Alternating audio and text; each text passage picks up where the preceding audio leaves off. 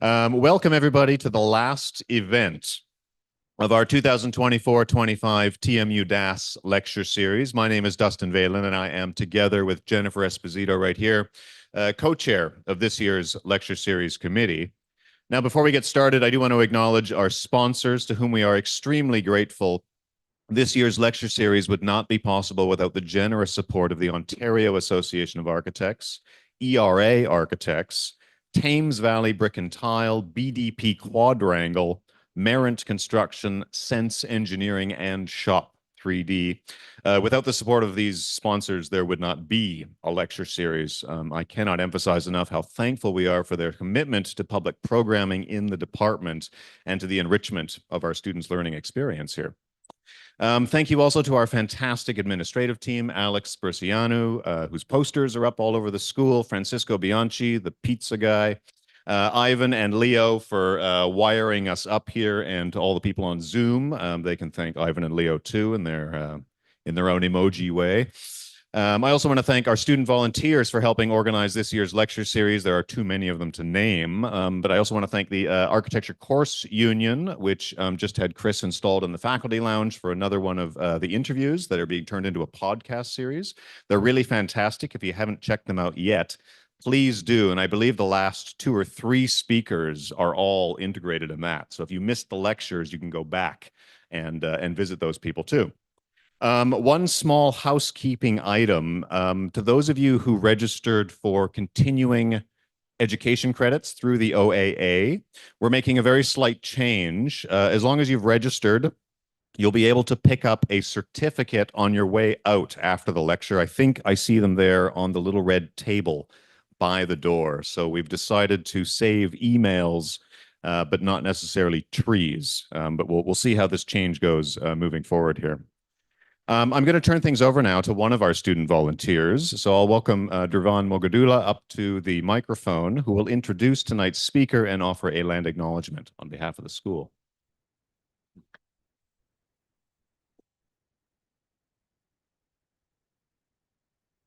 Thank you, Dustin, for that introduction. So good evening, everyone.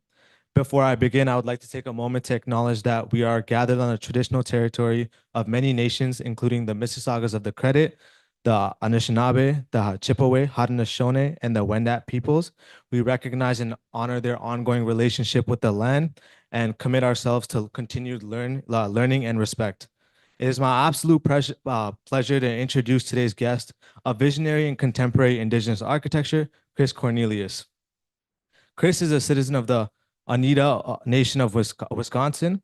He's a professor and chair of the Department of Architecture at at the University of New Mexico. Chris is the founding principal of Studio Indigenous and creates architecture and artifacts that dismantle stereotypes surrounding Indigenous design and offers a distinct vision of contemporary Indigenous culture. Chris was born in Milwaukee, Wisconsin, and raised in the Oneida Reservation in Wisconsin. He holds a Bachelor's of Science in Architectural Science, Bachelor's of Science in Architectural Studies from the University of Wisconsin-Milwaukee, and a Master's of Architecture from the University of Virginia. Chris's awards include the inaugural Miller Prize from Exhibit Columbus, multiple Best of Design awards from Architect newspapers, and an artist residency from the National Museum of American Indian. Studio Indigenous is a recipient of the 2023 Architecture's Newspaper Best of Practice Award from for small firm. Best small firm Southwest. Chris has also been exhibited widely, including the 2018 Venice Biennale and the 2023 Chicago Architecture Biennale. He was the spring 2021 Lewis Kahn Visiting Assistant Professor at Yale University and is the spring 2024 Dean's Visiting Professor at Columbia's Graduate School of Architecture, Planning and Preservation. So without further ado, please join me in welcoming Chris Cornelius.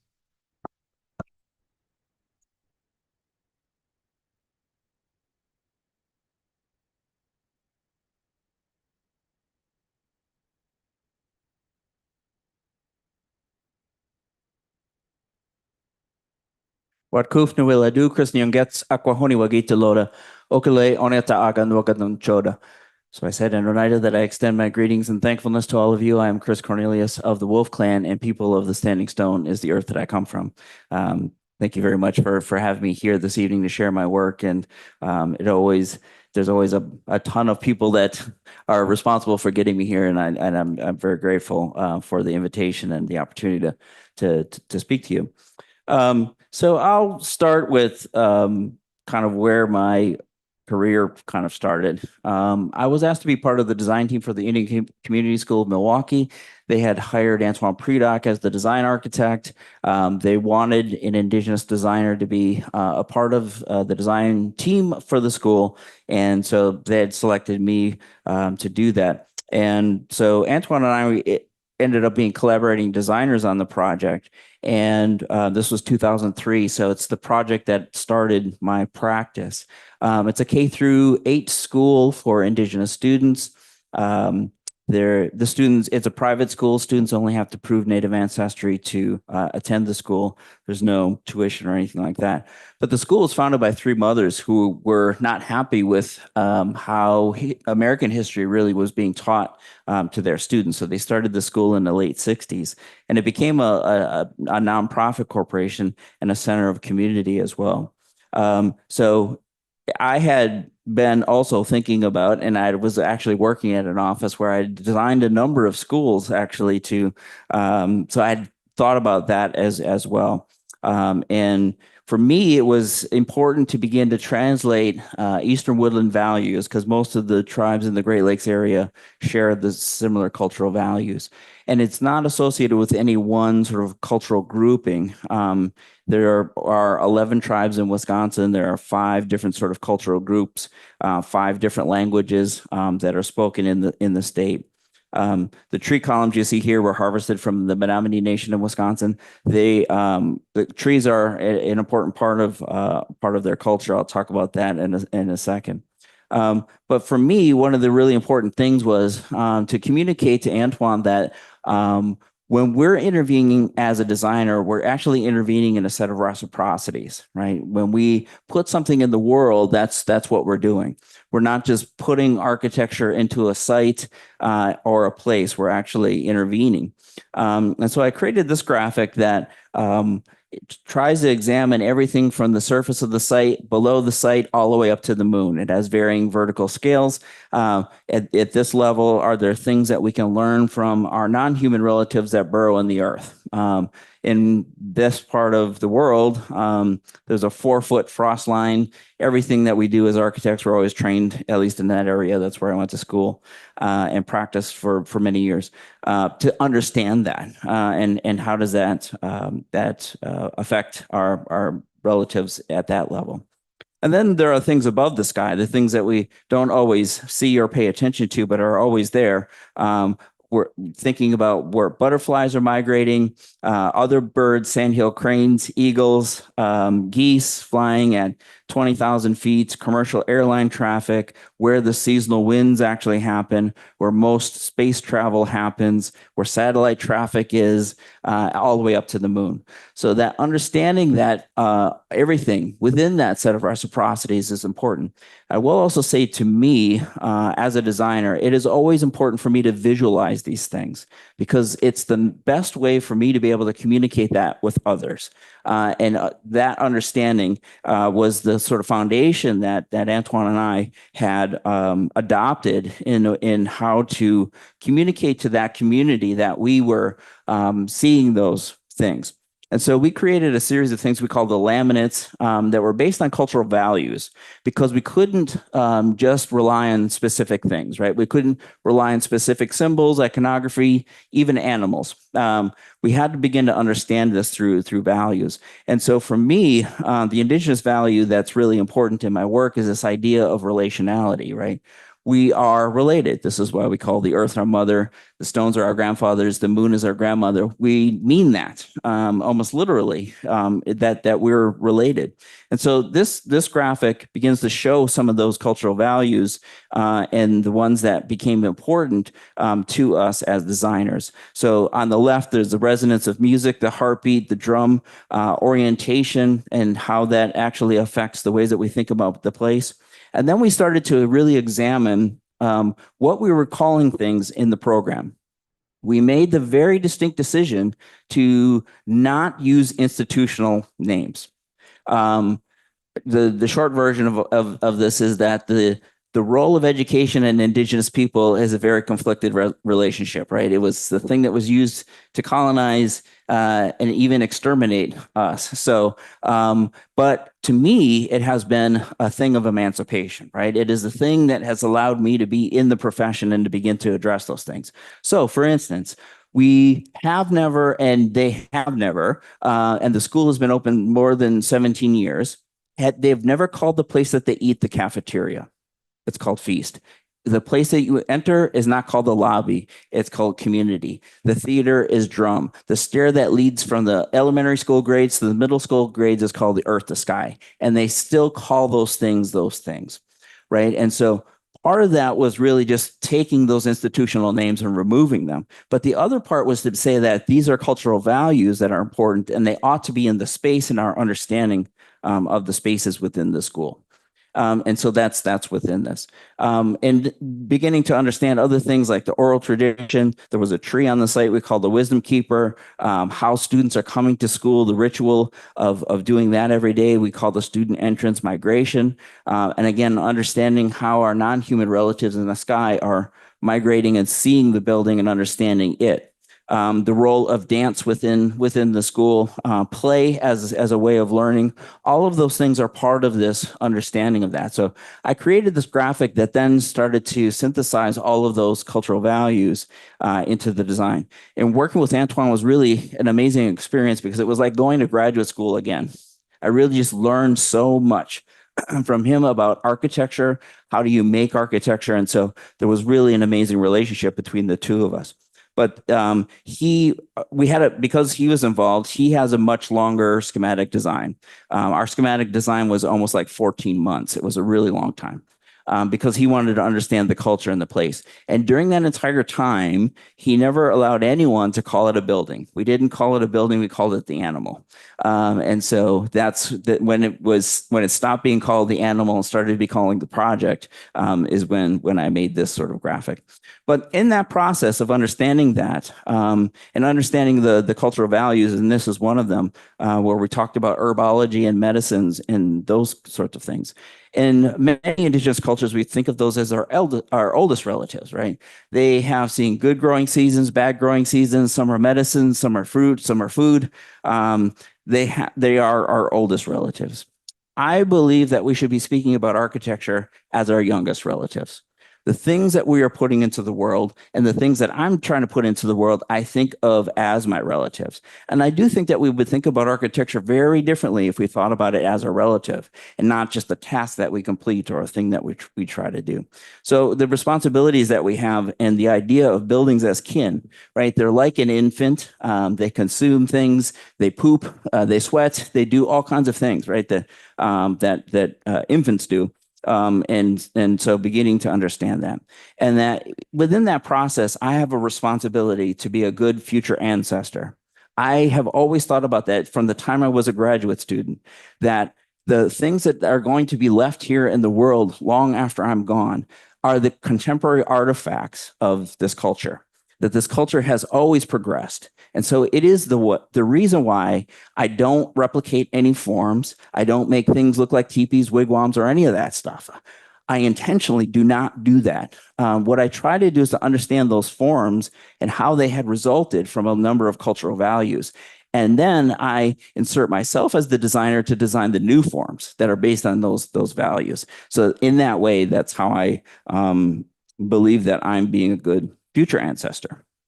On this project called Otichea, or crane in the Menominee language, Lawrence University, which is a small liberal arts college in Wisconsin, approached me and they wanted to acknowledge the fact that they're on Menominee land, that this small liberal arts college also has a number of indigenous students. They have indigenous students from all over the US, and they run a program every summer called College Horizons, where they basically teach indigenous students how to apply to college, how to go to college, how to do those sorts of things. So it has been fruitful for them. But the thing in beginning to speak to those students was that when they look at their campus, they don't see anything that reflects them. and who they are and their culture.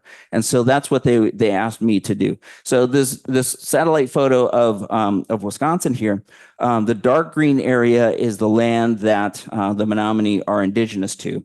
And you can see their reservation right here. It looks like a Photoshop or some sort of glitch. It's not. It's because that land has always been sustainably harvested. That land over the past 100 years they have increased the yield of wood there from 25 to 40%. So it's producing 140% the amount of wood it did 100 years ago, because they always sustainably harvest, because they treat the trees as their relatives.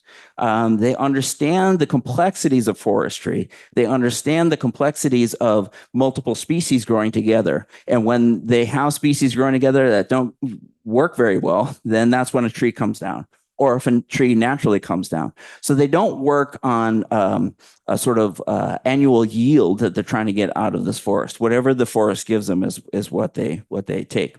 And so the Lawrence University is here in the state. So it's within that boundary. And so when working with those students, I spoke to them for several meetings, but the thing that I understood from them was that, one, they are very different, right?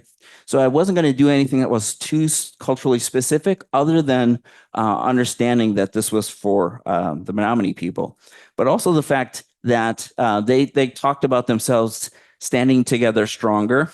So that's why I made this thing that seems imbalanced without these three supports in it. What I also did was to create this form and to use a perforated weathering steel, because I wanted to acknowledge that pattern making. The Menominee have different kinds of patterns. So I believe that when we look at indigenous patterns, we're actually seeing how indigenous people understand nature. So they have two kinds of patterns. One is more geometric and abstract, and the other is slightly more realistic, right? So you might see some sort of curvy beading and things like that. So I selected one of the geometric ones and created this perforated pattern on it. The one unintended result, which I think is actually amazing, is that when you're inside, your body is inside, the pattern projects onto you. And so it becomes part of who you are and beginning to understand it. But it is now a place for these students to identify with. They have protests there, they have gatherings there, they have a place now, they said, where they can where they can meet each other. So most of my projects I try to name in the languages that they're indigenous to. I think it's really important that the land hear the language, because if we think about it, in many of these cases, the land heard these languages for tens of thousands of years, and then it stopped. And whether it's an indigenous person or it's just someone reading the sign of what this thing is, that the land is beginning to hear the language. So I don't start with the title of the piece, and I don't necessarily name the piece because of what it looks like or what it is. It's more about what it says to me that it should kind of be. And so that was a permanent land acknowledgement. And for me, I think it was really important that university, I've been in academia for 24 plus years. I think that universities, when they put their money behind something, is when they mean something. Otherwise, it's rhetoric. So this university put some of their money behind that. And I did this project called Not My HUD House at the Crystal Bridges Museum in Bentonville, Arkansas. I was one of 5 practices asked to be a part of this exhibition called Architecture at Home. And so what I wanted to do was address indigenous housing. This has always been a thread in my work since I think the very beginning of understanding architecture.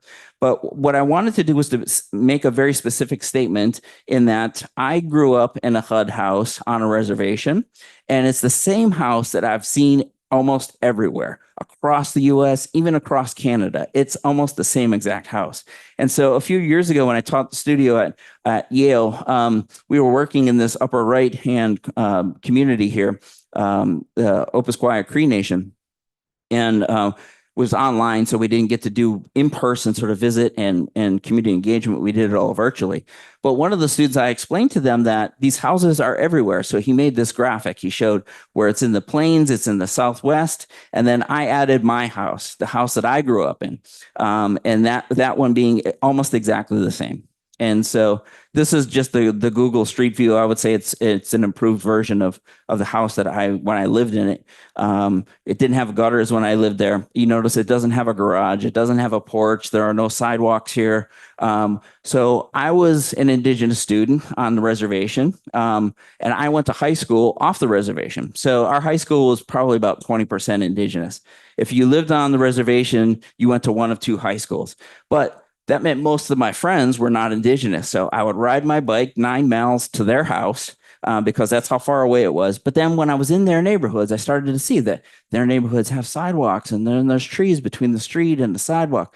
And then the houses are close together, but they're sort of lined up, and the backyards adjoin each other. None of that was with the environment I was in. The houses did line up. There's no trees here. They just sort of flattened the landscape and then plopped these houses on it. And this is a floor plan from a house in the plains, but it's almost exactly the same floor plan of my house, the house that I grew up in. Although I will say that this one is a fancy one because it has an additional bathroom. We had one bathroom, 4 people in the house. And so with this project, I'm trying to say that, well, if this is how we're supposed to live in this sort of post-war nuclear family, this isn't how we live as indigenous people in these places, even, right? The idea that there's a bathroom, there's bedroom, there's living room, there's bedrooms, like, also, where was I supposed to study, right? Where am I supposed to academically excel when there's no room or space for that? All of those things. So understanding that that was not how indigenous space was. And the other thing was that we have multi-generational families. It's not uncommon to have 2, 3, even 4 generations in a home. So when my grandmother, her husband, my step-grandfather, passed away, she lived with us. And I slept on the couch and she slept in my room, right? That happened for like a year. And it changed the way that we had to live. That's not uncommon. Adults might be having children. So you have 3 generations in a home, or you could, again, have 4 generations. So the idea here is that this is a modular approach where these things can contract or expand very quickly. And they're not intended to be like, this is the dining room, this is the bedroom, as much as they are space. And that this space might be a place of production, a place of making, a place of eating, a place of making food, a place of diplomacy, a place of government, a place of economy. All of those things might happen within this particular thing. So I came up with this list of things that my hot house didn't have. It didn't have a porch. It didn't have a view to the sky. It didn't have a place for a fire. And it didn't have any place for me to study. It didn't have a place for my non-human relatives as well. So in this piece, there's this large metal frame, and that's the hearth. For me, I couldn't build a big masonry thing. It was a temporary exhibition, but so I built this large steel frame. And the idea of fire is not just a practical thing, right? It's not just there for cooking and heating. It's actually a place of ceremony. It's a place of coming together. And so all of that was part of this thing. They had the view to the skies in the top, but to me, it was also important that light comes into the thing at different levels so that you understand that the sky is changing. This is how you understand that the ways that light is coming in is changing the time of day or time of year even. And so when you look at indigenous examples, that has always been a part of that architecture. Usually that opening in the top is associated with a fire, right? If we begin to think about these things, and I do, and when I talk about them with students, they're very technologically advanced, right? And so the architecture that you see in photographs is not, it didn't just happen, right? We're looking at 20,000 years of R&D, right? These things have been perfected over that extent of time. And so whether it's Pueblo Bonito in the top or it's a Haudenosaunee Longhouse in the bottom, there are some similarities between these things. And those are the kinds of things that I'm trying to express in the work. And again, thinking about my non-human relatives. So when we did the renderings for the project, I used these animals instead of people to begin to think about how these things are inhabited. So I always plant little things too, like there's a snow owl on the top of the hearth. They're up there hunting. But I really wanted things to nest in the thing for non-humans to nest in it. So while I was there putting this thing together, I came to the site one day and saw this. There are deer tracks that lead up to the porch. which means that the deer actually got onto the porch, may have gone into the thing. But that tells me that that relative is not afraid of this thing that's there. And people have sent me Instagram videos of deer coming up to the thing as well. So that to me is a measure of success. If my non-human relatives aren't afraid of it, then that's I'm doing a good job then. This project I was asked to design an exhibition space for an Indigenous ceramics exhibition at the Milwaukee Art Museum with the Chipstone Foundation. And so they wanted to, and they were growing their collection of contemporary Indigenous ceramics. And in talking and speaking with these artists, what I really found was that they're taking traditional practices and they're expressing them in the ways that they want to in a contemporary way, basically doing the same things that I'm doing as an architect. But I also wanted to reject a few things. One was that when we see native artifacts displayed in museums, they're oftentimes displayed as like, that's in the past, it's history. That's a practice that is no longer happening, when in reality, it is still happening, right? The other is that things are enclosed in these acrylic boxes on pedestals oftentimes, and I was trying to avoid that, and avoiding all the museum tombstones, right? The plaques that the registrars have to have and says that this artist that was born this day and this is what it's made out of and this is what it means. So all of that is incorporated actually in the surface of this thing. But what I was trying to do is to give each one of these pieces a home. And it was also really important for me that as the designer of the space, I didn't want the architecture to get in the way of like this experience, so that you can sit down next to the thing. You can begin to reflect on these pieces. You can see them in different ways. And so when I was speaking to this artist, Nora Naraja Morris, she talked about these, and I was actually there when the pieces were delivered, and she was there too. She talked about them as beings, as like they have, they exist in the world, and that even the other things that she was making in her studio had to say goodbye to them, and that this new place was saying hello to them. And I thought of them as ambassadors. I said, these are the ambassadors of your work. And so that's where I came up with this title, Knowledge Beings, that they're actually carrying knowledge and displaying knowledge in different ways. The other thing was that this is an exhibition space. It's like several layers down below. It's completely subterranean in a rectangular box. So avoiding the four white walls, I wanted to have a place or a view to the sky. I call it the sky hole. So what we did was we commissioned a video artist to make this projection of the sky. It goes over 24 hours in 20 minutes. The other thing is that I wanted it to do that because I try to make these experiences for humans. When you come into the thing, you might not pay attention to that because it's like a clock, right? It might be darker when you go in there, or it might be lighter. This sounds really sophisticated, but it's actually not that sophisticated. So the amount of light that comes out of that sky hole is compensated by the light on the object. So it actually balances, and it balances over the same amount of time. It's really just a sensor that's seeing the projection. So this is really what it looks like from the outside. I wanted to fill the space first with this, and then begin to carve it out and see it as an archaeological thing. So I'm carving out these homes for each one of these things. And the space that you get close to the thing might be in some sort of space that has vertical faces on it, or you can get very close to it. You can get your feet underneath the thing. You can get close to it. Again, the projection at the top changes throughout the day, or throughout that 20 minutes even. But all of that is immersive. The floor is a cork floor. It's coming out of this sort of hard tiled museum space. When you step into the thing, I think that you should have those haptic experiences that your body registers, but your brain doesn't like really pay attention to.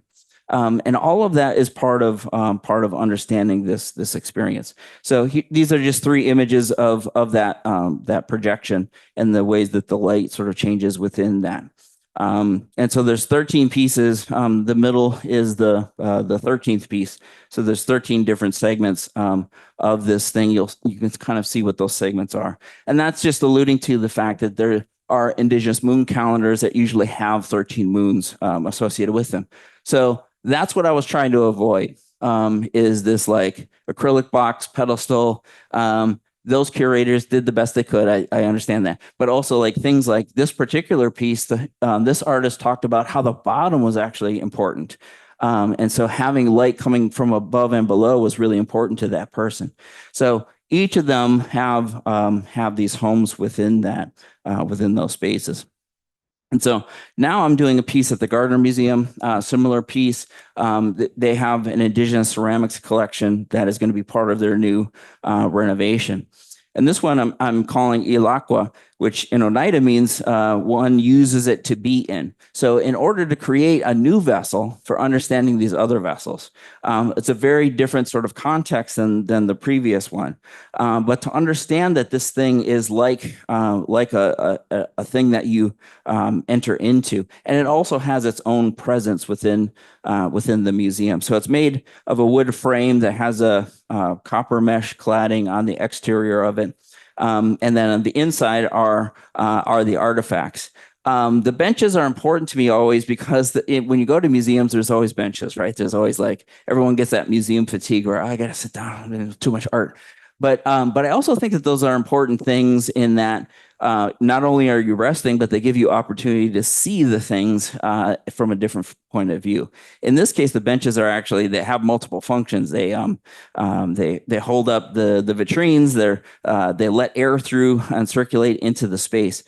This one also has a sky hole. It will have the same projection.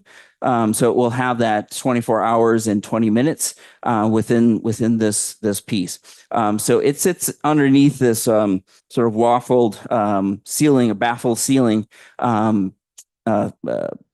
effect in the renovation of the space. But I think of it as a vessel, that it is a thing that you sort of enter into and begin to think about the things that you're seeing and the artifacts that you're seeing within that. And I'll show you, this is probably one of my youngest relatives, not constructed yet, but a couple approached me to design a private residence for them in South Dakota. They're not indigenous, but they contacted me and they said, Chris, we think that you're the person to design our home. And it's the thing that I have been dying to do. I've designed a number of homes on my reservation, but to understand how people wanted to live in this particular place. It's in Keystone, South Dakota, so it's actually near where Mount Rushmore is. The site is extraordinary. It has this giant granite wall that comes out of the earth. It's really, I've never seen anything geologically like this. It's like 80 feet tall. It's probably like 30 feet wide, and it just sort of blooms out of the back of the site. So to understand how they wanted to exist within this site, I talked with them a lot about the kinds of things that they like, right? Like these are the things that we like. It's not like making a Pinterest board of like, this is what your dream home is. I asked them about artifacts that they like, shoes that they like, objects that they like, the furniture that they have, and understanding that. And also understanding how this sort of site operates. There's this natural clearing near the foot of this granite wall, and that the house opens up to the south, both to let light in, but also to have the view out into the space. So you can see the granite wall that's in the back there to the north, and that this idea of the transparency that you can see everything within the site is important. Just the way that they live. I didn't make assumptions about how this house should be, for instance. It's in a development. There are a number of other large homes there, but they were very clear that they didn't want that kind of like cabiny, Southwesty, or Plains, South Dakota-y looking thing. But what they did want was something that looked like it was natural to the site. And so the project itself is, at this moment, at least most of it is CLT. So I'm trying to take advantage of that cross-laminated timber and the idea that it can long span structurally, and it has a lower carbon footprint. So the plan of the home is such that there is the the hearth in the middle, and so most of the public spaces are to the left, the spaces that they entertain and they exist within, and then all of the bedrooms are to the right. They have 2 adult children, so those 2 bedrooms are places for them to come, but they're also places where they can have meetings. This was one of the things that they were really, it's the first time I've ever done this, but these 2 people work from home a lot. And so they have work that they do sort of nationally and globally. So how do I design a home for these people to work within their home that isn't just a setup, right? So that they can have 2 Zoom meetings at the same time. They didn't have to schedule the spaces that they're in. So some of that is workspace within those bedrooms. And then the other part of it, this media area is that it's an office, and it's also where they have the projector for their entertainment. It's not really in the living room. Their whole idea was that nature is really the important thing here.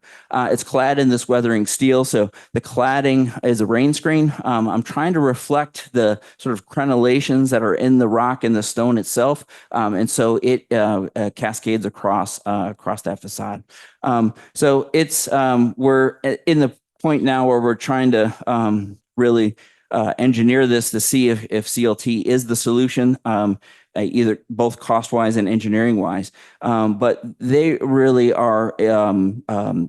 They were very clear about how they live, and I wanted to kind of make a space for that, and to begin to think about how it integrates itself into the site and into nature, and that was really an important thing. They showed me on their Google satellite view. I'll just show this in the plan. They have 2 lawn chairs, and they've had this property for a few years, and it's a place where they sit. It just so happens that those 2 chairs are like right here. So that was actually important to me that those things landed in the spot that they're going to sit around on the outside of the home. So I do think about design is ceremony, right? I take this phrase from Sean Wilson's book, Research is Ceremony. And when I begin to think about that in that way, it's not just a task that I'm trying to complete or a job or something that I'm doing, but it is a thing that I take very seriously, and it has rituals within it. The things that I do as a designer are really important to me. And it's not just a process, right? And so it's the way for me to begin to give meaning to the creation of making the thing. So during a period of time, I did this series of models where there were a number of things that I was sort of interested in. One was, what if I took away all of this sort of indigenous metaphor for the thing? We don't know what it is, what it's for, what it stands for. That's number one. Number two, what if we weren't clear about who authored it? Who made it? Did an animal make this? Did I make this? Did some other sort of phenomena make this thing? And then three, I was also interested in the materiality of the model.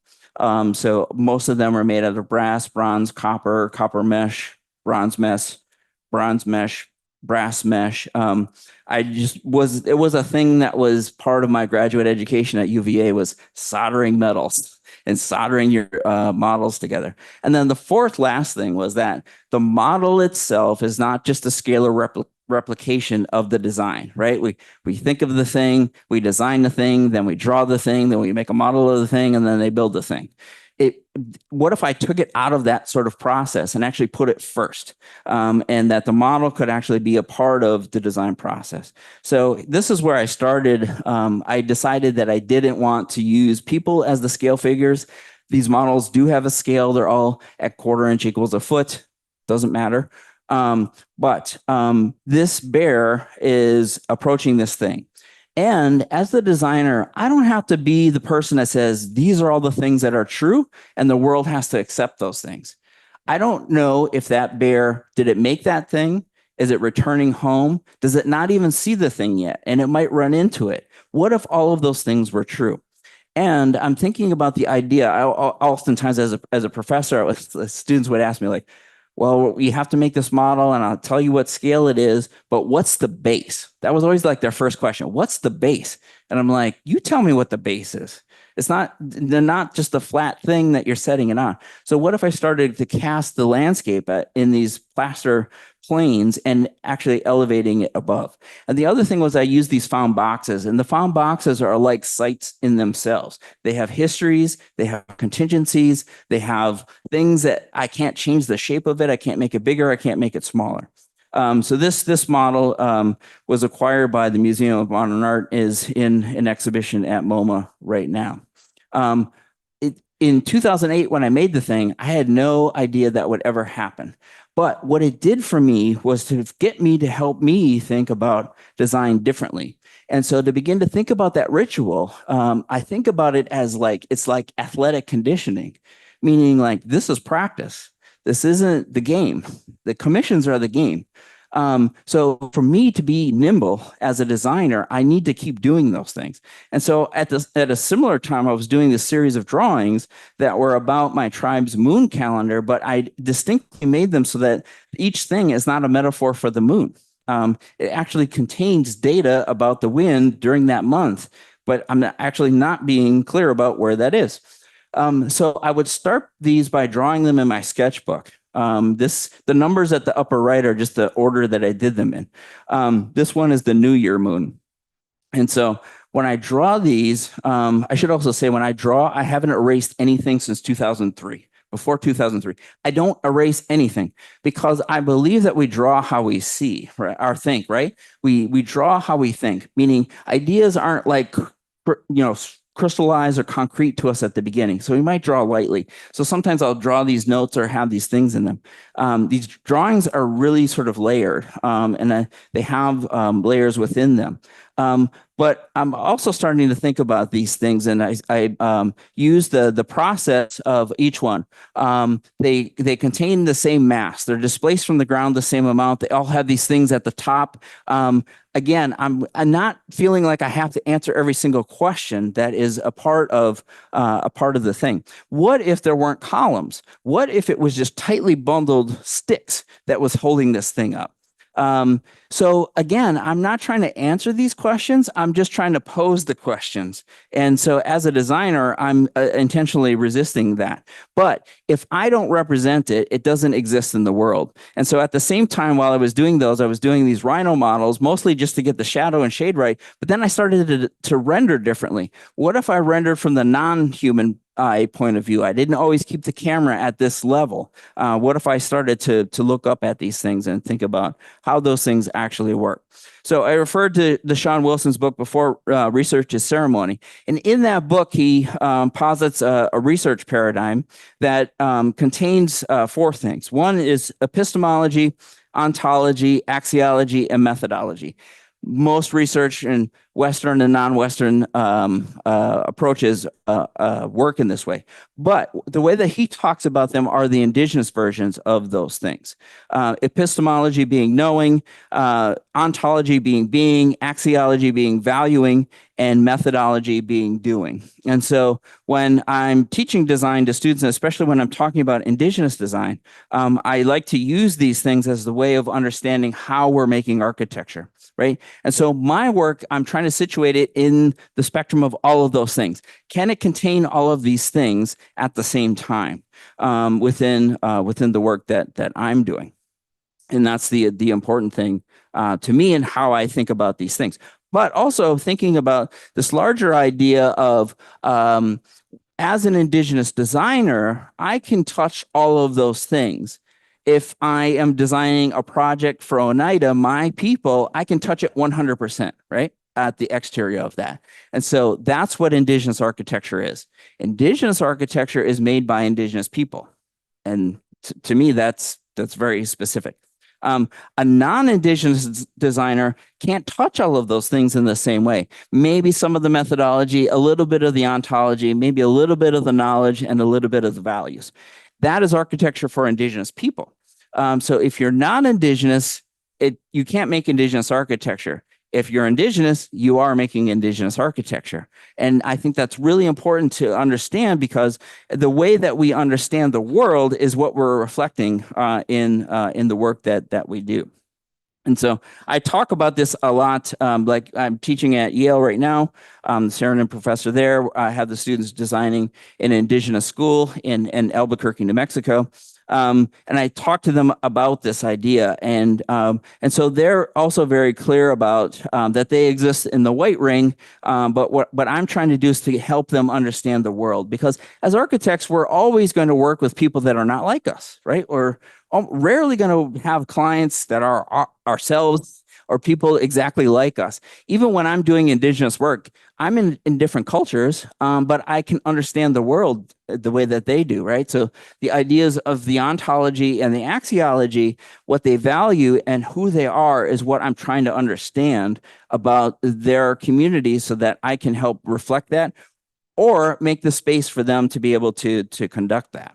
And do that. So my students, I help them to understand these things, and it helps them understand where they are in their responsibilities as non-Indigenous designers doing this kind of work. And again, whether that is a culture with a capital C, it's other cultures, it's a corporation, it's a university, they all have these kinds of things, right? That are part of their cultures.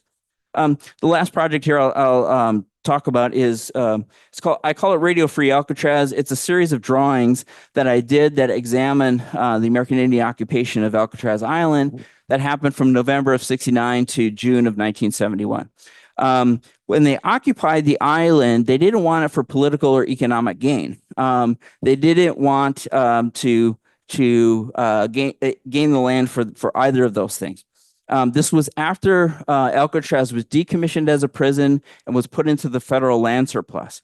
The indigenous students from San Francisco that occupied this, started this occupation, did it based on a treaty with the Lakota people that the U.S. government had made. In that treaty, the U.S. government said, the land that we deem a surplus, you can have. And so they took it and using that treaty.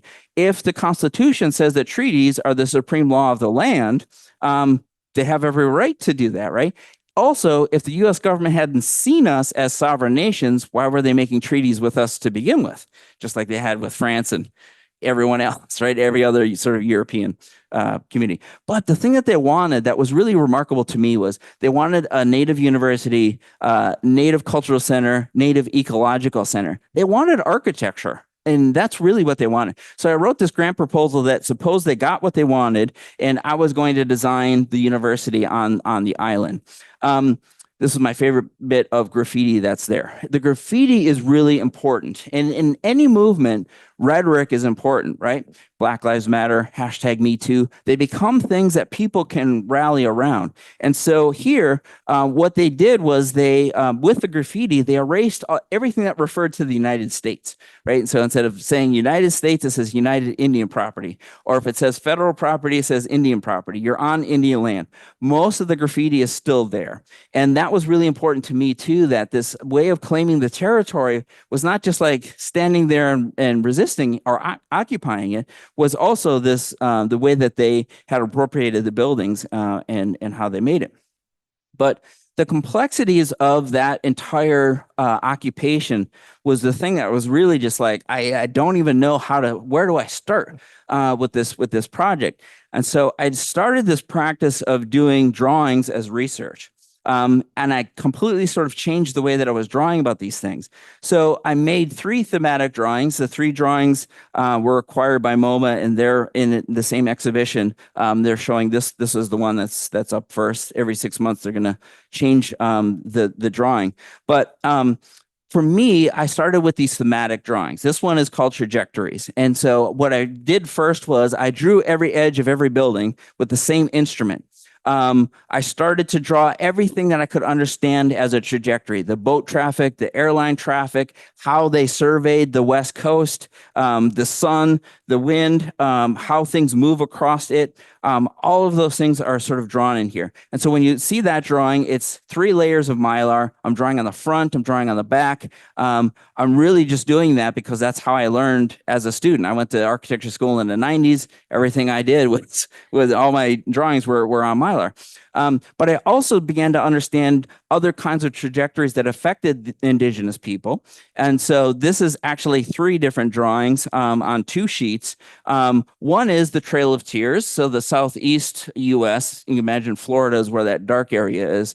People were literally walked from there to what was called the Great Indian Territory, Oklahoma. Many people, of course, died during that travel. In the Southwest, where the 4 corners are, before there were actually 4 state corners, those people understood that as a sacred landscape where 4 mountains align with each other. And if you've ever been there, this is where I live. I live right near where it says petroglyph. You can't even see those mountains. So how would they understand that they were connected? But their creation stories about how they came there. And then my people, the Oneida, when we moved from upstate New York to Wisconsin in 1822, this is the path that we took. Part of it came through here, right? So part of it, that's why part of our people are in 6 nations as well. And so that is trajectories. The second one is territories. I started to think about how territories are claimed, and that the graffiti was one of the ways that this was claimed. I had all of these landscape maps. I had geology maps. Because Alcatraz is a national park, there's a national park archive that has all of these drawings in it.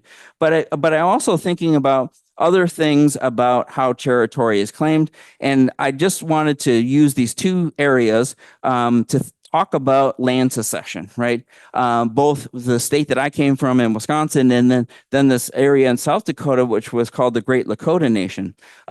So what you're looking at are series of gray film. If you went to school the same time I did, you would know what Pantone is. So I have this cache of Pantones and Letraset things that I'm like a doomsday prepper with this stuff. But what I did was I took the territory and I layered a new gray layer over it and layered over it, right? So in 1851, the U.S. government says this is the Great Lakota Territory. Well, you can't have that. You can have this. Well, you can't have that. You can have this. Well, you can't have that. You can have this, until they established the federal reservation boundaries in the yellow. My people, the Oneida, when we first came to Wisconsin in 1822, the gray area, we purchased that land with a Menominee. So we're trying to play the game that is there.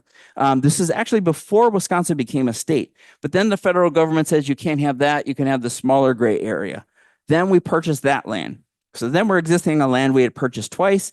1838, the federal reservation boundary was established. The same boundary that's there today is the yellow. Then we purchased that land. We existed on land we had purchased 3 times.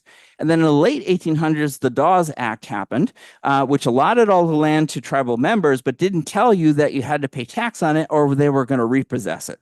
And then they started to repossess the land. The Homestead Act happened shortly afterwards. So all of the land was sort of reduced.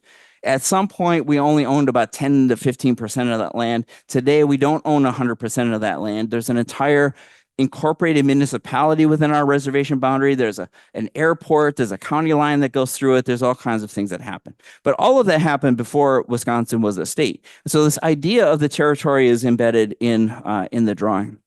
And then some other things that I'm alluding to are things like Acoma Pueblo. We should be talking about these things in architecture schools, the first cities that existed on this continent, right? Acoma Pueblo has been occupied, I recently just went there, has been occupied since 1150, right? They have been living on top of this mesa since 1150, and they still live there today. And these things are cities. Pueblos are the first multi-story buildings in the U.S., and we don't talk about that in our architecture schools. I also have Pueblo Bonito on the bottom right. I'm showing it to scale so that what I'm proposing is that the university goes on the southern end of the island. And Pueblo Bonito, if you know it, is extraordinary masonry. It's masonry that rivaled what the Romans were doing, and there's just no way that they could have communicated with each other. They figured out how to make lintels. They figured out how to make round masonry buildings with flat things. They used wood that they had to drag from hundreds of miles away in order to do this. And then they walked away from it because for some reason, nobody knows, it didn't perform in the way that it should. Some people speculate drought and other sorts of things. But the other thing that I think that's remarkable about there are so many things, but one of the things is there's no corridors in the thing. There's no you just go from room to room within these things, and everything is aligned with the stars, the moon, other celestial bodies because it's part of their cultural practices. Petroglyphs are a way of claiming territory, and some of those things are indexed in the drawing. I came upon this series of drawings where there is a group that are 3D scanning the petroglyphs so that they can sort of preserve them digitally in that way. But in this research, and drawing as research, I had to think about, how am I going to communicate the most difficult parts of this history? The difficult parts of the history of the U.S. and indigenous people. One way I decided to do it was to index it by date. This 12/29/1890 is the massacre at Wounded Knee. So in 1874, Custer led the expedition because into the Black Hills because they found gold there, right? 1876, this Battle of Greasy Grass happens, which is where Custer met his end. And in 1877, the U.S. government confiscated that land. So what we're looking at here, this is the United States Army. And all of these gentlemen received medals and commendations for this. They killed 300 indigenous people, completely unarmed indigenous people, most of which were women and children. The men were out fighting the rest of this cavalry. This is in the end of December, so this ground is frozen.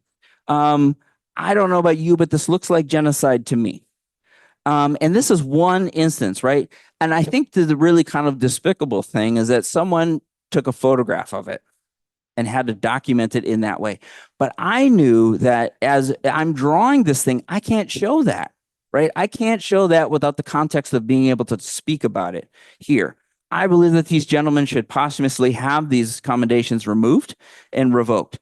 And then when the Dakota Access Pipeline happens, it wasn't just about the contamination of the water. Those people were saying our relatives are buried in that land. So this pipeline that's coming through, our relatives are within that landscape, and understanding that. But I'm not trying to cast blame or guilt on anyone.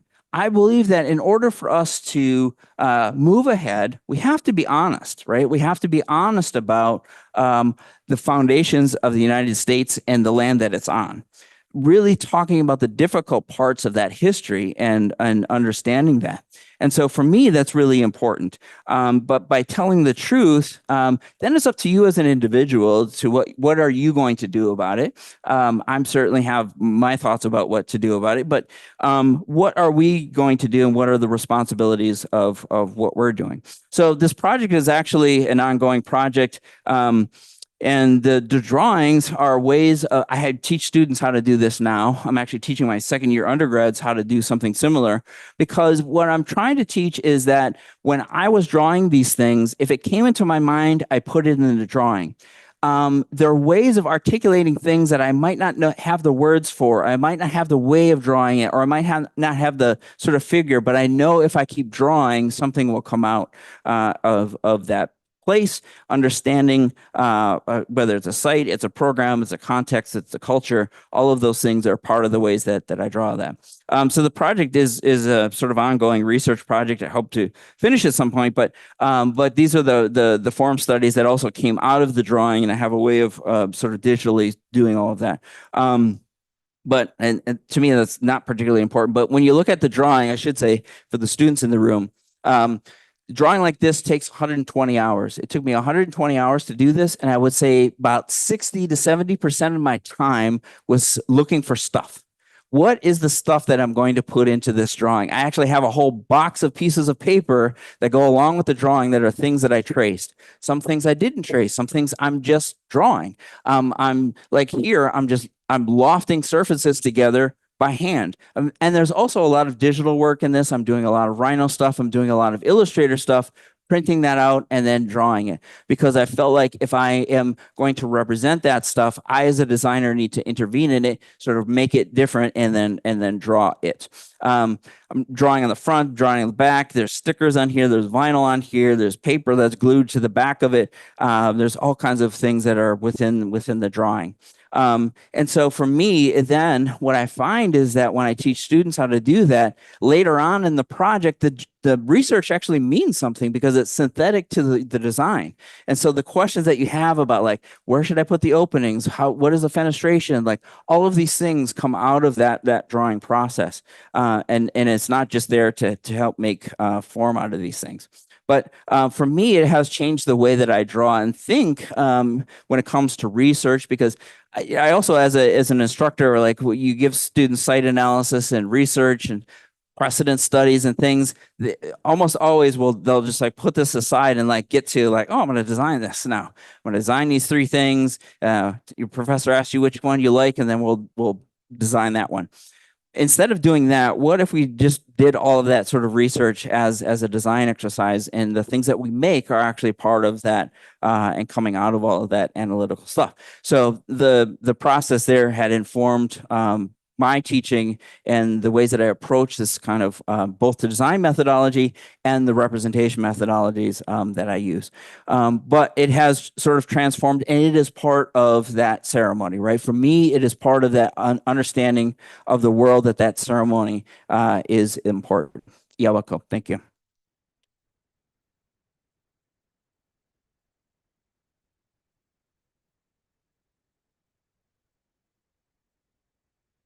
Thanks. Yeah.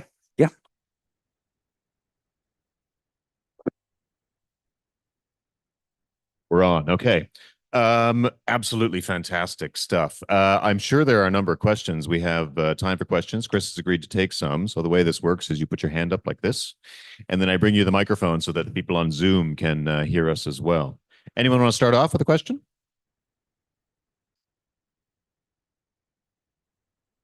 Are we okay, Ivan? Otherwise, I will start. I'm going to start. I'm struck by the beauty and deliberateness of some of your drawings and models. And you spoke about language in architecture and how we have these terms that I think are part of our culture and that we use reflexively. Yeah. A bedroom is a place to sleep. A Yep. living room is where your IKEA couch goes. Yeah. Do representational standards have a similar capacity to colonize? Yes. Is this something you think about in your practice Yes. when you're making these drawings? Yes, absolutely. Absolutely. I just I don't have anything. Well, let's see if we can go back on this one. Zoom people aren't going to be able to see it, but there we go. Yes, because what you'll notice here, there's dash lines, there's thick lines, there's thin lines. What I think about is in what the essay that I wrote is called Insistence, because I thought very deliberately about the just unrelenting insistence in architectural drawings. But when we think about as a contract document, a line means something, right? Like it's reliable for that. That's a floor edge. That's not a pattern edge, like the line in the tile. Like all of those things are important.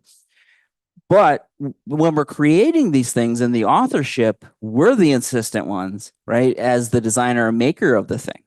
So whether I use a dash line or I use a thick line or the dashes are uneven or they don't mean something, that's intentional because I'm trying to like resist the insistence, but at the same time say, okay, what if this line that's going around this thing is not a topography line? What if it's something that's flying across the air? What if it's something at the surface of the water? What if it's something below the water? What if I don't know what it is, but I have to put this out there, right? Because the vocabulary that we use, I think, when we teach students to do this is one where we have to teach them not only the vocabulary, but also the syntax, and then how do you put it together to make a statement? So what I'm intentionally doing here is taking it all apart and putting it back together. So the drawing is the syntax, right? And it includes vocabulary that you might understand or see, but it isn't making the same statement because the context has changed. So it isn't, I don't expect anyone to build anything from this. So why should I draw it like I am? Right. And so again, what I'm trying to do, and this is the architecture professor in me, is take the Robin Evans arrested image where the designed object is in the middle and the representation on the outside, but he didn't put any arrows on the lines. And so what I'm saying is that's actually a two-way line, that the designed object can actually be affected by the representation of the thing. And so when I'm doing that, I just like intentionally didn't think about those things because I felt like it was a kind of colonization of an intellectual colonization, right? It was professional colonization saying this line can only mean this thing. But when I was a student, I was like, I really love drawing. That was the first thing that drew me to architecture is drawing. So that's why I love teaching students how to do this, because so that they feel like, oh, I have some flexibility in this world, and that my own subjectivity matters. What I like, what I don't like, how I draw things matter. Because, and this is the other analogy that I use, when songwriters are writing songs, let's say Paul McCartney, right, wrote Yesterday.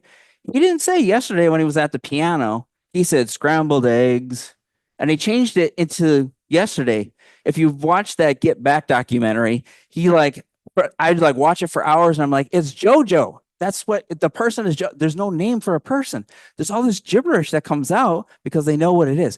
But as architects, we don't work like that. We're like, what is the thing? And then I can draw the thing once I know what the thing is. This to me is the sort of gibberish that's informed by the research. And what I'm trying to do is resist that insistence that these drawings can have. And I'm also trying to tell students that it's okay to do that. It's okay to not know what it is yet, because I think cognitively there are parts of our brain that we're just not using as designers, and we're not teaching our students how to use. But they should be able to use that. And that's part of that nimbleness that I talk about, like this sort of flexibility that happens with your creative mind. Yeah. Now all the questions are coming out. We're going to go 1, 2, 3. I guess just on what you were just talking about, I was curious if that's something that if you drew like this as a student, or if this is something like drawing and learning from what you're drawing, if that's something that's evolved more through your career. If you could talk more about that. I'm missing the premise of the question. Are you asking, did I learn this as a student, or did I develop this later? I guess, were you even just from yourself drawing and thinking in this way, or is that something that's also evolved kind of in your No, career? I was drawing the shit out of buildings. Yeah. And that's what actually the one thing I will say that sort of progressed me in my career. I worked in an office where they're like, oh, we need a section of this existing school. Give it to Chris. He knows how to do that. Okay. Then I draw it and I give it back. All the line weights are 100% correct. Like that. Then he start giving me more stuff to do. And then I'm designing buildings before I go to grad school, because I knew what I was doing. But I was still working and operating from conventions, right? I knew what the conventions were. I was mastering those conventions. And it wasn't until after I had left graduate school even that I started to say, oh, now that I know all these conventions, let me mess with all of this stuff, because I can do that stuff really well. But what if it meant something else? And that was the thing that I was thinking about. Like, can the drawings actually mean something else? Can they represent something that isn't quite concrete yet? Because if I'm using it as research, I don't know what it is yet, right? Like, I don't know what that designed object is. Yeah, I didn't. Yeah, my UVA professors, like, if they see this, they're like, well, you weren't doing that when you were my student. Yeah, I wasn't ready. Like, I wasn't fully sort of intellectually formed enough to do that. Yeah. Is it, A little bit. can you hear me? Yeah, thank you very much for your beautiful presentation. I have kind of two questions, and it's about your naming convention.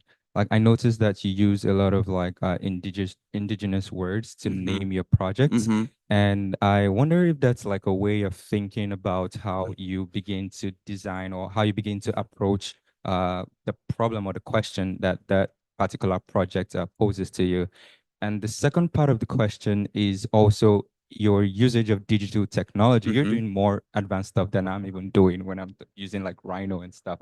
But it seems like there's kind of this I don't know if I should call it a cross-pollination of ideas between like the naming, the digital technology, and also the sketching. And I was just wondering how that informs your design process, like altogether. It's a great question. It is not a linear process. I don't come up with the names. Like, even I might have to go back really far, but even when I made the bear model, I didn't call it bear. I didn't call it bear for a long time, even though there was a bear in it. but then it spoke to me and it said bear.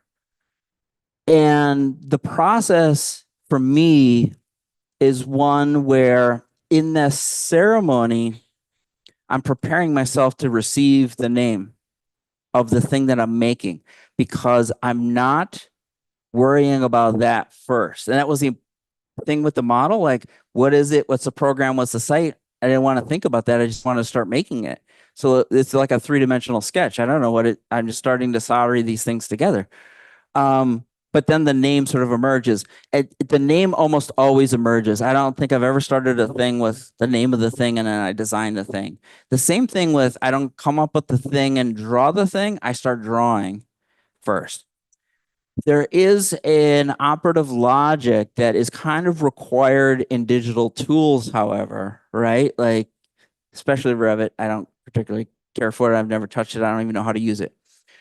I love Rhino because it's a little bit more instinctive for me, because I can take a drawing, I scan the drawing, I put the drawing in the Rhino model. This is like how I designed the house.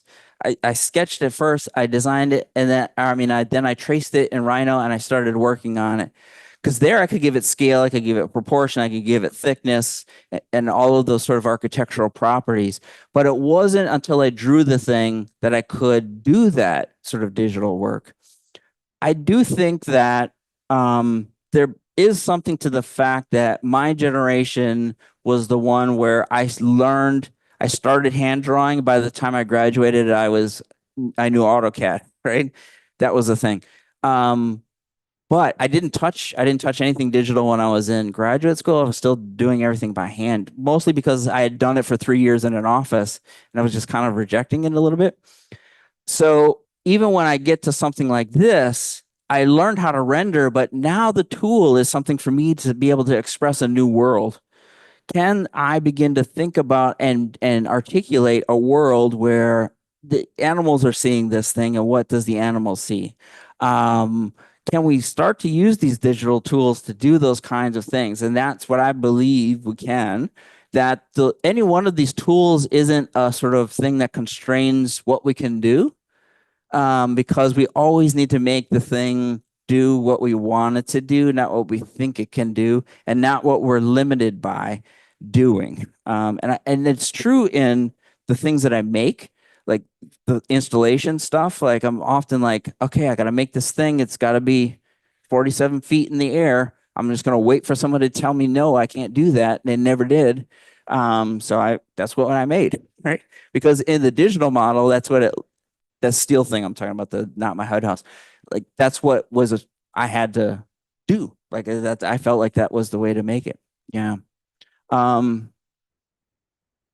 think that just to summarize, I think that the thing that you all should think about as students is that you're learning these tools, but you're not constrained to them, right? Like, it's the old saying of, like, if the only tool you have is a hammer, everything's a nail. Well, if the only tool you have is Revit, then everything's going to be all the sort of things that we see the buildings that come out of that. I mean, you can look at a building and know where it came from. But that was because the person was letting the thing steer the way that you were thinking about it. Yeah.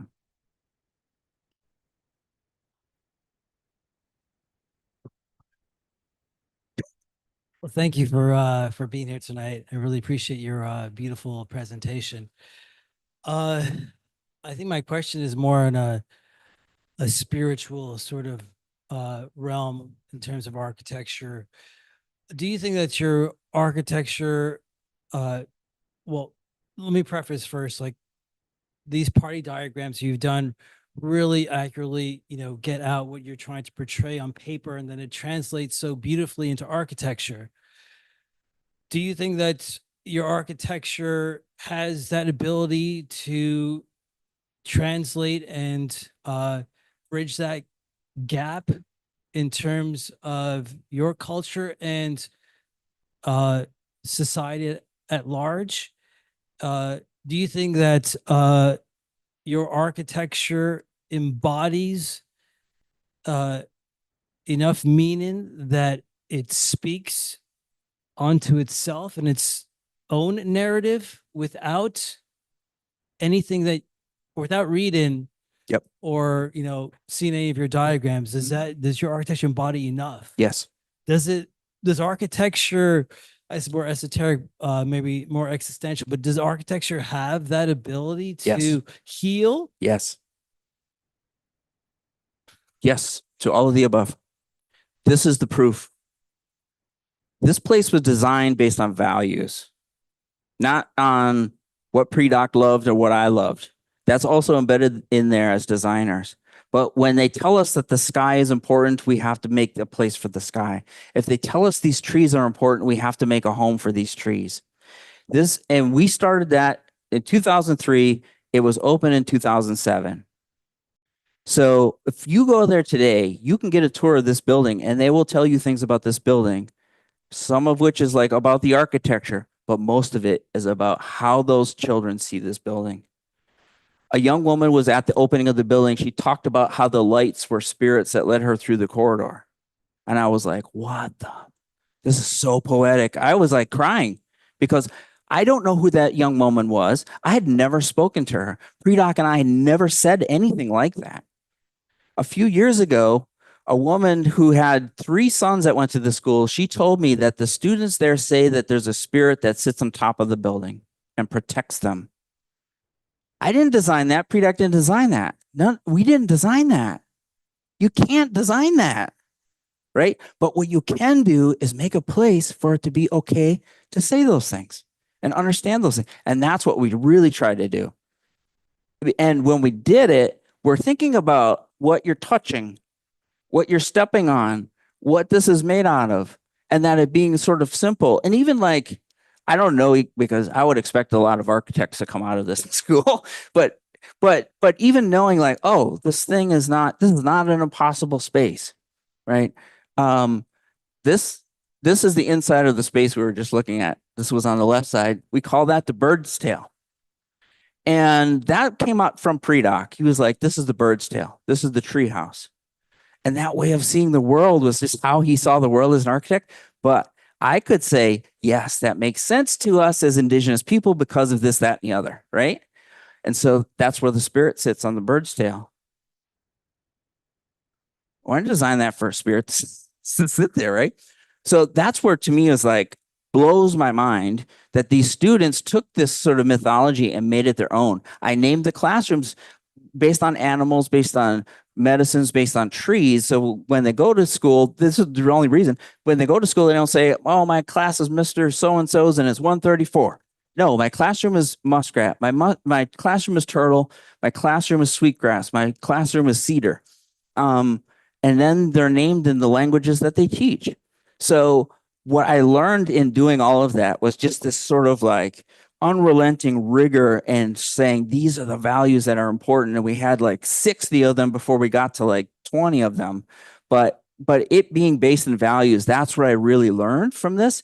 And when you are clear about that, then the clients they understand it, right? And I'm going to jinx myself, but I'll probably never have another project like this ever. There's still clients of mine today, 22 years later, because I go back there all the time. But they also understood like, oh, when we pick out the soap dispenser or the lectern or the chairs, it has to be in the language of the building. So Chris has to say, aesthetically what works.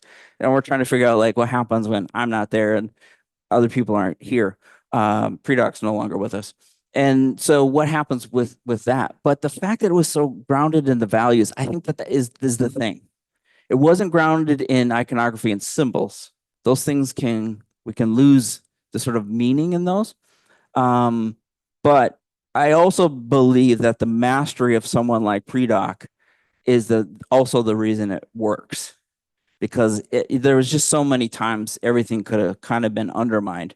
And that could have been a weird, like it was an arranged marriage for the two of us because we were put together. But it worked. But that's why I believe it. 17 years into it, I believe it. Because every time I go there, it's like students are telling me new things about it. Yeah, that's a great question. Thanks. There was a question over here somewhere, Layla. Hello. I was wondering, or you've sort of defined and shared with us all of your values and how that informs your process of design. I was sort of wondering if you could explain how you got here, Yeah. or maybe some questions that you've asked yourself for students who are just trying to get to the next deadline Yep. and haven't really thought about who they are and what Yep. they want to create as designers. So that is a great question. These are heavy questions today. Yeah, these are all great questions. You know what I love about these questions too is they help me think about the work in new ways that I hadn't thought. I hadn't been asked that question before. So I'm going to give you the sort of long answer. I'm much older than I look, 54. Okay. I started my first office job in 1994. I graduated undergrad in 96. I started in 89. Do the math on that. It's not 4 years. But what I understood was that for me, and this would be my advice, it means take it or leave it, be a good architect first. That's what I was so driven to do, compelled by, why I had to apply to UVA and other Ivy League schools. Like, I have to be the best architect. I'm not going there. There's no Indigenous person there, right? Douglas Cardinal is the only person I know that is Indigenous and an architect, right? At that time. So I knew that being the best Indigenous architect was not going to happen that way.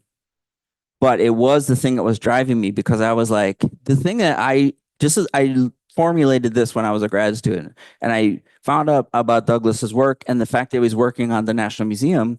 I was like, okay, here's the goal. If a project like that ever happens again, they have to say, I need Chris Cornelius to design this thing. And that's where I'm going. I'm not there yet, but that's where I'm going. Okay. But in that entire time, like the office I worked in, I was like, I got to work with the best project architect in this office. I got to work with the best project manager. I got to work with the old cranky guy that's the best at construction administration, because I need to know this discipline inside and out. Because when it comes time, I need to be ready to do this stuff. And so what I'm not presenting is that the rest of the 30 years, right? I'm not showing you the shitty hospitals I designed, the like 8 parking garages I designed, the 15 houses I designed on my own reservation when I was 22. I'm not showing you any of that stuff, because all of that stuff was trying to help me get there. And at the same time, while I was an undergrad, being Indigenous didn't have anything to do with what I was doing, mostly because I wasn't seeing anything Indigenous, so I wasn't thinking about it. When I started working and I started doing projects for my own tribe, that's when I was like, oh, there has to be a better way to do this. So that formulated how I was going to finish my graduate education with the thesis that I did, right? And then I started teaching. But I think that I wasn't compelled by figuring all of that out in those 4 + 2 years. Because what I was trying to figure out is like, how can I get the most out of this to be the best architect possible? Because whoever you are is who you are going to be forever, hopefully, right? And so applying that to being able to do those things, because what I knew ultimately, and there were some very difficult, hard times when no one was asking me to lecture anywhere. The model I did is in 2008, and MoMA has it now. You know, like, but I built a career around that to get them to pay attention to it, because I didn't make the thing to do that, right? But I made the thing because that's what I wanted to make at the time. But be the best architect, designer you can be. And if you're not going to be the designer, and if you are going to be the project architect, or you're going to be the specification writer, or you're going to be the CA person, figure out who's really good at those things and do those things. And also, the job that you have sometimes is just a paycheck, because most of my jobs were paychecks. They were the thing that was like paying the rent. My academic position is the thing that's paying the rent, right? So that I can do the things that I really kind of want to do, and I don't have to have the kind of practice where I have to sustain those things. But I think that the architectural education is so valuable. I just really think it's an amazing thing, and it's a unique thing, and take advantage of it when you have it, and get the most out of it, and apply your own way of understanding the thing, so that you then, when you have all those tools, you'll know which direction you're going. And you don't have to, I don't think you have to figure that out. I just personally don't think you have to figure that out when you're a student. But yeah, that's the short answer to the long story. We have two more questions, if that's Okay. okay. Hi. You spoke about a design methodology that's unique to Indigenous designers and architects. And I'm wondering if there's a possibility to share or teach this to other designers or architects, or if it's more important to stay unique to Indigenous architects. It is not a recipe. It's not a cookbook.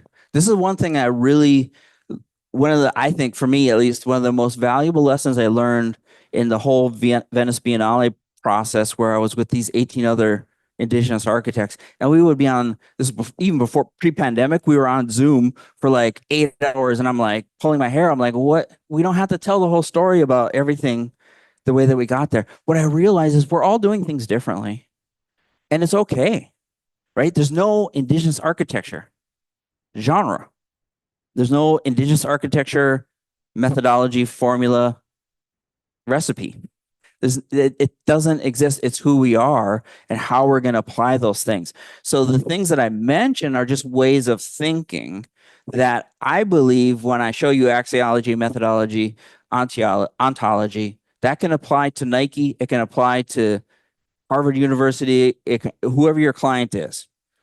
I think they're in not capital letters, they're in small letters, but those things apply to different contexts. And so, yes, once what I'm trying to do is to say the methodology can be taught to students to see other things.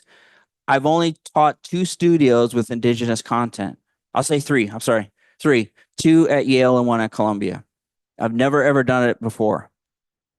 I've done it with, when I was at my former institution, I've done it with Latinx neighborhoods, African American neighborhoods. I've done it with hip hop.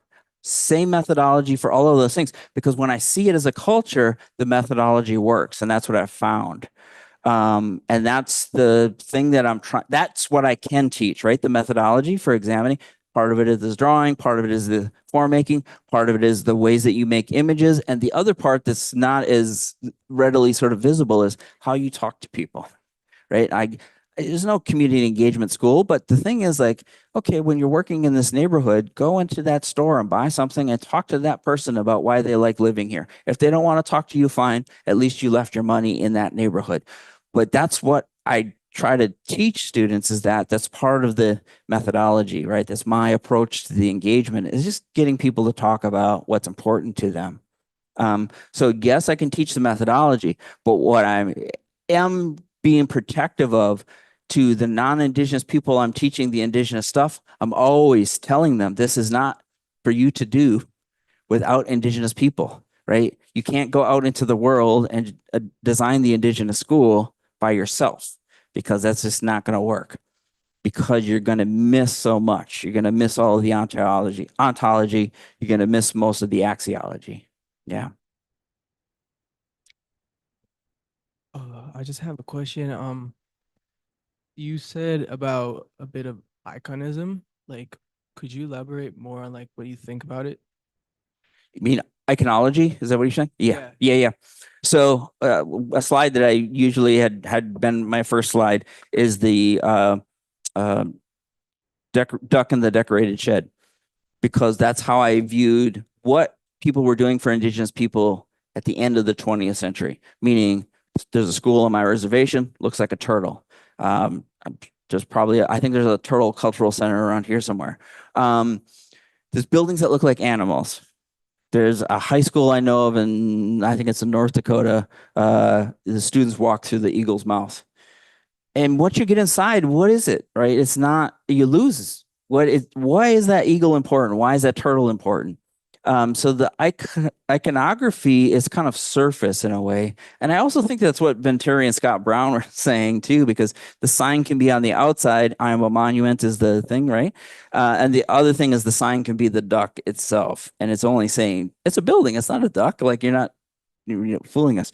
So, but the iconography that I have used in the patterning in the Lawrence project, anything that's in the school, is where people touch things, where people can get close to things, the things you sit on, because those are the things that people then can identify with. because I don't want to replace that. Like I'm not going to make that pattern into a building, or I'm not going to make a indigenous basket into a space that you put other things into. But am trying to say, well, how was that thing made, and what was it about that, or even what did the, not so much even what the symbols meant, because I do think that that's not culturally appropriate in a way, but to understand, how did these people see the world, and how can I reflect that, right, through more than just symbols and icons. Yeah.